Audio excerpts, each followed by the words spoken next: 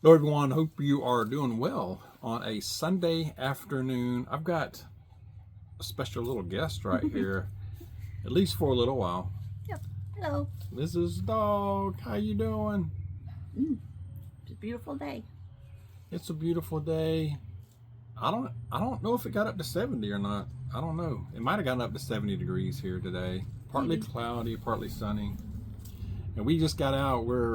We've been out for we went to church this morning. Mm-hmm. And then we came home, we had lunch, and we got out here for the last few hours, just kind of preparing for spring. Mrs. Dawg was on the side of the house, hard at work. What were you doing over there? Pulling up dead stuff. Pulling up dead stuff. Pulling up dead stuff. Non-human stuff, of course. Plants. Plants. And I was over by the barn over there preparing equipment, just cranking everything up. Well, I'm still in the middle of it. I was able to crank how old is that rider? About 12 years old. It's old. The old riding lawnmower, the old Craftsman. I was able to get it cranked up. I had to jump it off. The battery, I suspected the battery is weak, so I was able to jump it off with a new tool. Speaking of tools, we upgraded phones, so we're experimenting here, so bear with us. I hope the audio is okay and the video is okay. So Yep. We had no choice. Mine is no longer working. we had those the old cell phones for about 8 years, 7 or 8 years. 8 or 9 years. 8 or 9 years. Yeah. And Mrs. Dog's phones, yours just started It dying. just wouldn't hold a charge. Yeah. So we bit the bullet and upgraded yesterday.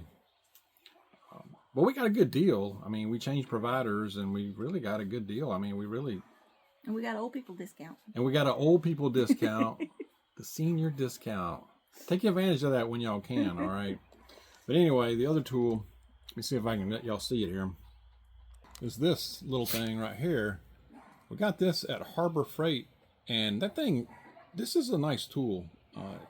You can charge up vehicles without having to mess with jumper cables and having to have a second vehicle to charge it. And it took me like 5 minutes. I just basically hooked this into here, hooked this up, put the red on the lawnmower, and this on the black, and started that. It started right up. So, like I said, I got this at Harbor Freight. I don't know. We paid probably about. I don't know. I don't like to buy the bottom of the line. I don't like to buy the cheapest thing. It's about the mid grade. It was about $50. It might have been more than that, but this is a good tool to have, and it keeps charged for a long time. So you can keep this in your vehicle if you need to, and just check the charge every now and then, make sure it's full. But a very good tool. Highly recommend it. But you can see I got the rider lawnmower. Well, you can't see the rider lawnmower from here, but I got it working and tooled it around a little bit. Next thing I'll do is get that push mower. You can see it up there. Make sure it can crank. It probably will. It might take a few pulls of the string. All right. But we're just trying to get ready. Get ready for spring here. And things are starting to turn green out here in some places. Mm-hmm. So yeah. Got Fine. anything? Yeah. Yeah. It'll be time to plant soon. Yeah. So what all are we gonna plant? Oh, all kinds of stuff. You've started some seeds, I know. Mm-hmm. You started seeds in there. So I think I'm going to try tomatoes again this year. I took a year off because I had enough with the bugs. yeah. I'm trying them. I've got some seeds sprouting in there. So we'll try tomatoes again. But so last year what we had the best success with was cucumbers, And loofah. loofah, bush beans, Yep, we'll do all that again. okra. Okra. Yep. We had some carrots. We got carrots growing already over there. Yeah. So, yeah. Planted some beets, but I haven't had good luck the last couple times. No. No beets. Well, yeah. All right. Well, also, y'all, I encourage you to do what you can. If you do a garden, depending on your climate, depending on where you live, of course, it may not be ready for that, but you can make some preparations and really plan on growing all you can. I was reading some articles earlier from some warnings from farmers out there. Y'all might have seen this story, but they were talking about because of inflation and what they call global sustainability. This they're worried that this is going to cause a food crisis, and because it's squeezing out a lot of farmers. They say farmers are going out of business or close to going out of business every day, each year, and so we know that's a problem. At best, it's going to cause our grocery prices, to keep going up. One farmer was saying, he said, if you think grocery prices are high right now, try adding $1,000 to your grocery bill per month. Nope. Per month. That's what he estimates. It's all groceries. Better grow some groceries. We need to grow what we can. I know, and depending on your living situation, it's not possible. It may not be possible. You're limited to grow a lot of stuff, but potatoes, tomatoes, do some bags. If you have the room, if you have the materials, do what you can and grow what you can and preserve what you can, store what you can, because it helps. If nothing else, it helps with the inflation. It helps with pricing. Okay, so hopefully we don't have an all-out food crisis or shortage. I'm not saying that's going to happen for sure, but like this farmer was saying, at the very least, it's going to cause prices just to keep going up, and they already are up. They've been going up. Every time we go to the store, it seems like every single thing we buy is like it's ratcheting. It's going up to where over some time it's like $1 or $2, and it's like, I don't know. It seems like every item we buy is $5 or $6 or $7. We come home with less bags. And you're coming home with less bags, right? Mm-hmm. More money and less food. And this one farmer they were interviewing, he was like, the government does all it can to aid the foreign countries, overseas or otherwise, but not our own, not our own farmers. And we keep paying more and more for groceries and items, while certain people that cross in, let me see how I put this, unlawfully, are getting things free and getting free money, accommodations, what else? Debit cards, food. Yeah. So we have that going on, y'all. They say the United States cattle industry is at a 73-year low. That's crazy. So stock up, grow what you can,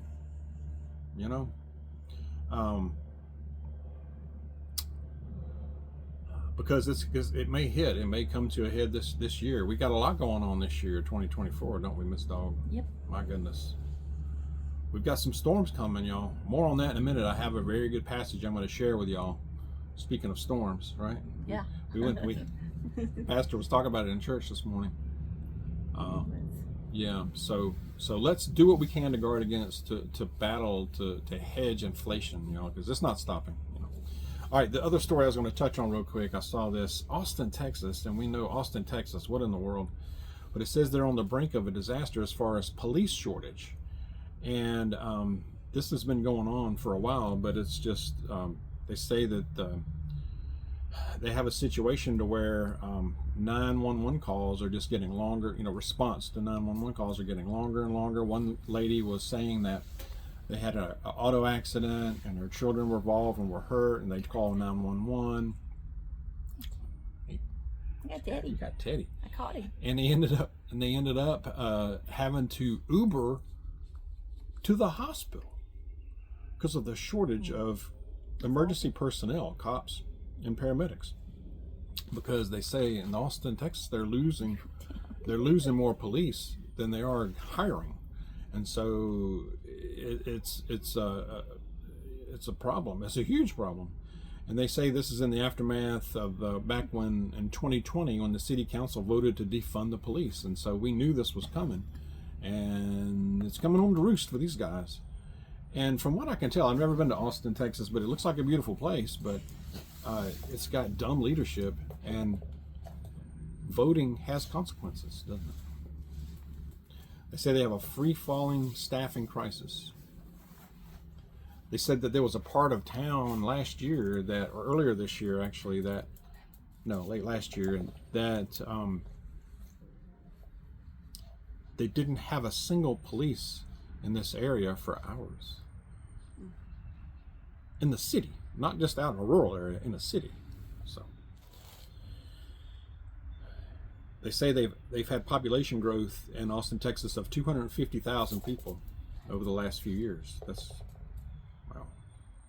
Anyway, I wanted to bring those two stories into focus for you, but again, I can't stress enough that story about the potential food crisis caught my attention the most. So grow what you can.